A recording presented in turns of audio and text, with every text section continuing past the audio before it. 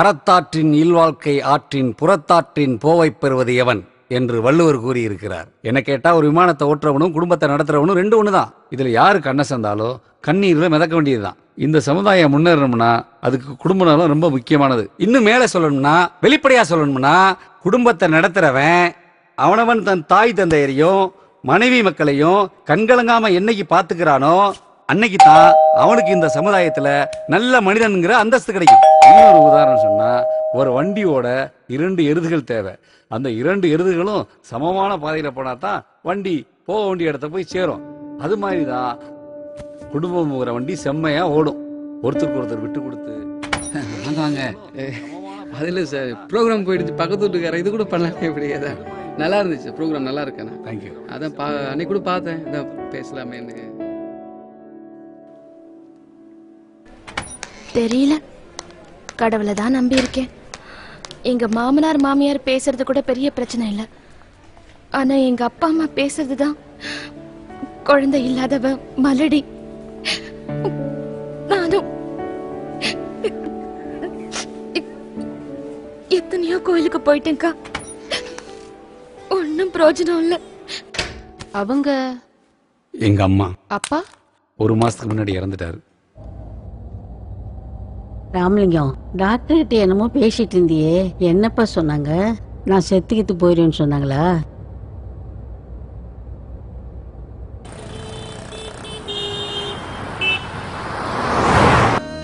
ஏய், போய் டீயை போடு. ராமலிங்கம், ஏய், அந்த எல்லாம் ஆஃப் பண்ணி தரோடா. ராமலிங்கம், அப்ப இருந்து கேட்டுட்டே இருக்கேன்ல, எல்லாம் சேர்ந்து டாக்டர் என்ன சொன்னாங்க? உனக்கு எல்லாம் சொல்லி ஆகணுமா? டாக்டர் என்ன சொன்னாங்க தெரியுமா உனக்கு? ஆக்சுவலி இந்த மாதிரி கேஸ் வர்றது ரொம்ப அபூர்வம். இனிமேதான் நீங்க அவங்களை ஜாக்கிரதையா பாத்துக்கணும். ஏன்னா அவங்க 3 மாசம் பிரெக்னெண்டா இருக்காங்க.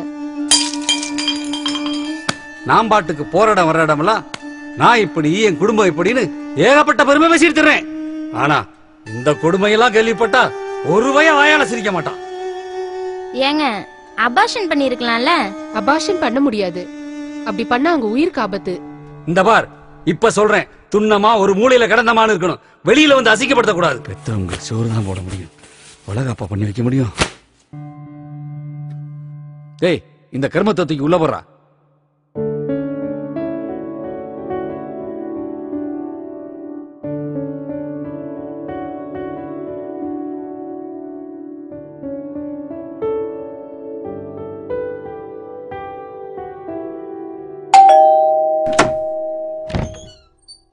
என்னடி சொல்லாம கொள்ளாம வந்திருக்க? வந்துட்டேம்மா.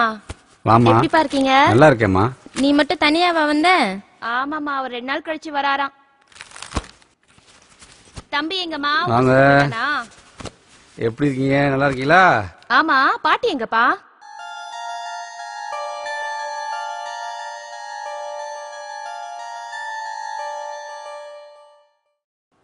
பாட்டி, பாட்டி.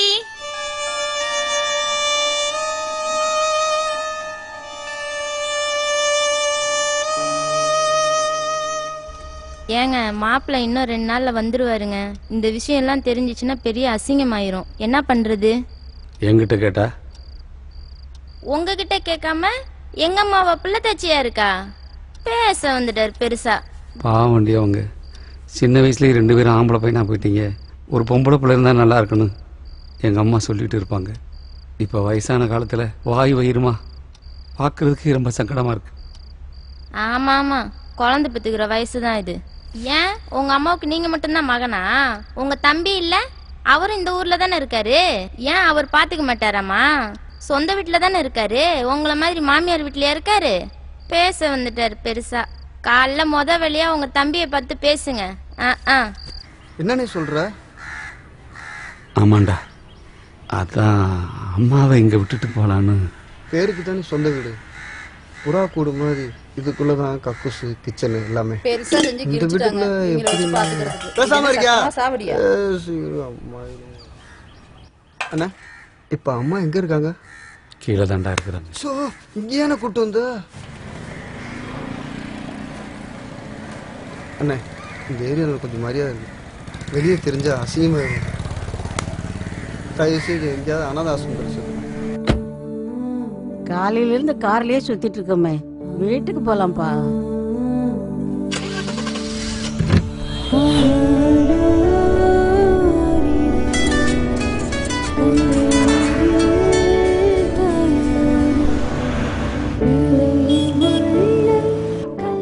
எனக்கு உங்க பணம் முக்கியம் கிடையாது, எங்க சர்வீஸ் தான் முக்கியம். எத்தனையோ பேர் இங்க வராங்க, அவங்களோட பேரண்ட்ஸ் விட்டுட்டு போறாங்க, திரும்பி இங்க வரது கூட கிடையாது. நிறைய பேர் அனாதையா செத்து கூட போயிருக்காங்க. அதையெல்லாம் கூட நாங்க தான் பாத்துட்டு இருக்கோம். உங்க அம்மா வேற பிரெக்னன்ட்னு சொல்றீங்க. உங்க அம்மாவை பாத்துக்கிற அளவுக்கு இங்க நிறைய ஃபெசிலிட்டிஸ் இல்ல. Extremely sorry. சார் ஊர்ல இல்ல, வெளியூர் போயிருக்காங்க. வர்றதுக்கு 2 மாசம் ஆகும். நீங்க வேற எங்கேயாவது ட்ரை பண்ணுங்களேன். தூரத்து சொந்தங்கிறீங்க, அப்ப உங்க வீட்டுல வச்சு பாத்துக்கலாம்ல.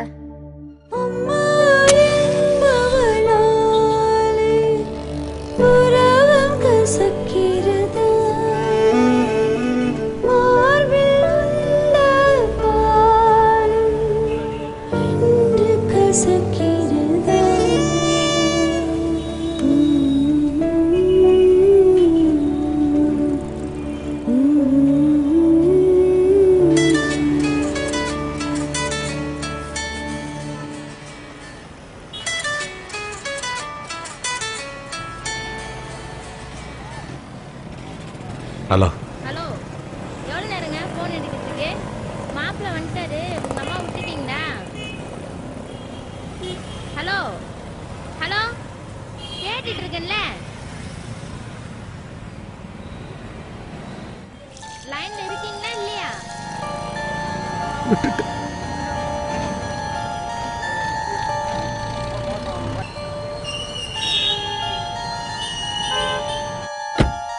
ராமலிங்கம், என்னை எங்கடா கூட்டு போற? வீட்டுக்கு தானே.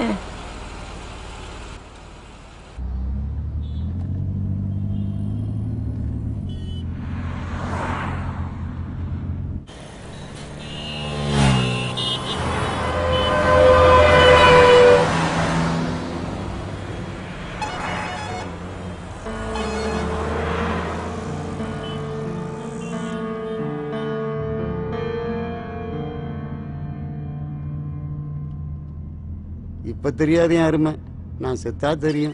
நீ செத்தா எனக்கு என்னய்யா? என் பிள்ளைங்க இருக்காங்க, அங்க போயிடுவேன். ஆமா, நம்ம 2 பசங்களுக்கும் பெருசா செஞ்சு கிழிச்சு போட்டோம். நீ போனோன்னு உன்னை மகாராணி மாதிரி வச்சு பாத்துக்குவாங்க. அடி போடி. நான் செத்து போனாலும் எவங்கிட்ட பேசி உன்னையும் சேர்த்துல கூட்டு போவேன். ஏய்,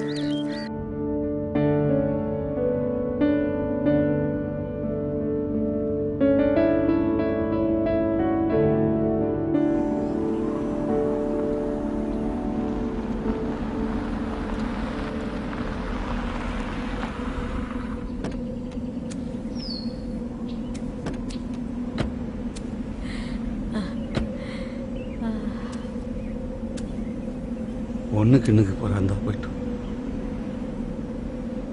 நான் திரும்பி வந்தா நீ இருப்பியப்பா? ராமலிங்கம், என்னை விட்டுட்டு போறதுக்கு தானே வந்தேன், கொல்றதுக்கு இல்லையே.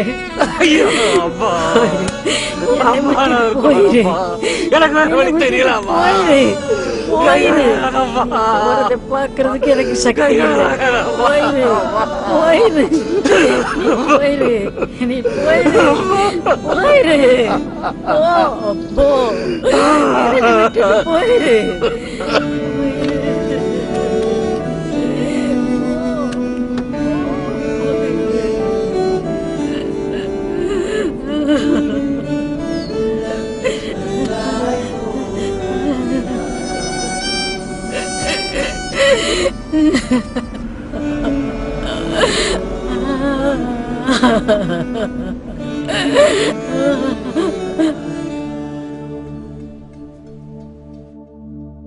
வையத்துள் வாழ்வாங்கு வாழ்பவன் வானுரையும் தெய்வத்துள் வைக்கப்படும் என்றார் திருவள்ளுவர்.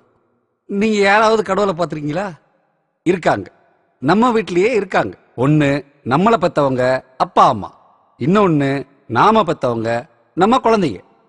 இதை புரிஞ்சுக்கிட்டு நாம நடந்துகிட்டோம்னா இப்படி நடக்கிறது இல்ல. வாழ்க்கையின் நெறிமுறைகளை புரிஞ்சுக்கிட்டு அதன்படி நடந்தா ஒரு நல்ல குடும்பம் அமையும். ஒரு நல்ல குடும்பம் அமைஞ்சா ஒரு நல்ல சமுதாயம் அமையும். ஒரு நல்ல சமுதாயம் அமைஞ்சா ஒரு நல்ல நல்ல நாடு அமையும். விடைபெறுகிறேன். நன்றி வணக்கம். சார் நல்ல ஸ்பீச் சார் இன்னைக்கு செமையா இருந்துச்சு. தேங்க்ஸ்பா. சார் சார் கங்க்ராட் சார், ரொம்ப நல்லா பேசுனீங்க. ரொம்ப Thank நல்லா you, ma. இருந்துச்சு. என் பொண்ணு உங்களுக்கு ஒரு gift கொடுக்கணுமா?